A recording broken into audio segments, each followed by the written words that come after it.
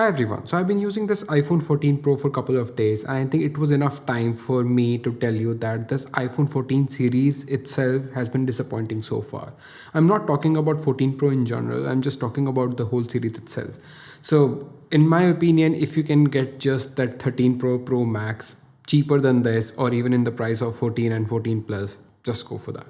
Even if you can get the 13 Pro Max cheaper than this phone for let's say around $200 or less than that, go for 13 Pro without even thinking about it. If I'm being really honest, I only got this phone because of this color, because I don't think I ever liked any color better than this on a Pro phone. So I really love black, I really love matte black, and I really love this stainless black railing and the black these rim cameras. So that's the only reason I would say I got this phone. But there could be another reason, like I have this channel so I have to get the latest phone. But if that was not the case, I think I would have been really happy with 13 Pro itself. Yes, I wouldn't get this color, but I think just for value perspective, I don't think this is a very good phone for the price. See, if you're planning to keep this phone for over 5 years, then I understand. I mean, go for this, it's an investment. But anything under that, I don't think you need to go for this phone. And for the people who lives in India, I think it is a very expensive phone to spend on. I think there are other countries as well where this phone is like really highly priced. I mean, if I compare with US, in US you can get this phone for $999, but in India it's like 15 or $1,600. And the people who lives in US, I'm sorry for your loss. I know now you're going to talk about what about that dynamic island. I mean, they get rid of the notch. Yay. But I'm gonna ask, did they? Really? I mean, I get your point. It looks a little bit cooler than the notch. Also, the tricks make it more cool.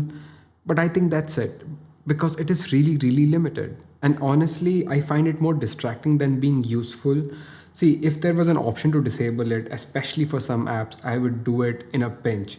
Like, let's suppose I was using Uber today and it was just showing an arrow sign. It's not useful at all. So unless they adapt everything, I think Apple should give us an option to either disable it completely or at least do it for some apps, because it also hides that 4G sign or even Wi-Fi sign. So I don't even know my net was working or not. So like, I think there should be some option to disable it. Another issue with this dynamic island is going to be the reachability. I am using the 14 Pro and my hands are not that small, but it's still really hard for me to reach there. I mean, it's okay if I want to do control center, but the notification itself was not easy and now I cannot reach here. I know with upcoming updates, maybe with the one hand mode, you will be able to see it. It's really hard to do the one hand mode, but the notch still stays up there. So I still think this is not a very good implementation, because interacting with that particular part, you always require two hands unless you have a really big hand and using a 14 Pro. Now let's talk about this always on display. I mean, Apple fans, I love Apple product, but do not say that when Apple does it, they do it better. I don't think this implementation is really good.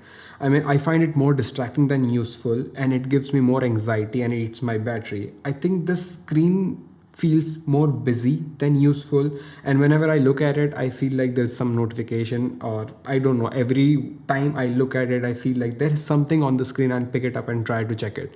So it is kind of distracting. So I turned it off right away, and I'd rather have a distinction between the lock screen and the always on display so that I can see that there is no notification or it's not going to distract me by any means. It's just an always on display, it doesn't have to be the complete screen. I think that new crash detection feature is good, but that satellite feature is quite limiting and I think it's not going to be useful for a lot of people. I think for that the satellite phones are still good.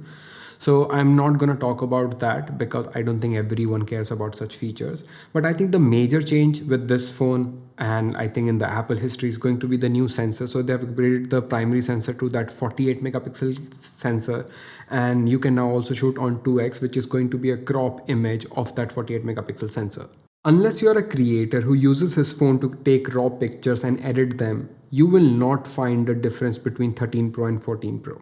Yes, the sensor is larger and it does produce a great bokeh, but it's really hard to distinguish between the previous generation photos.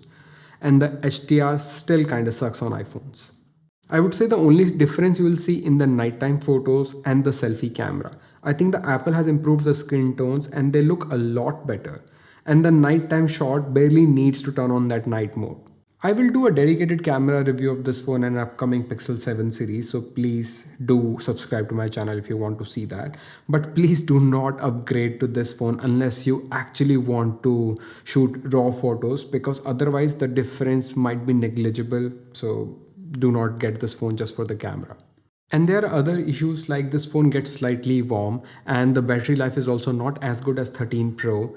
It could be the iOS 16, but as of now, I'm not getting an amazing battery life. I think I'm getting around 6 to 7 hours of screen on time. And as far as I remember, when I used 13 Pro for a while, I was getting around 9 and sometimes 10 hours of screen on time.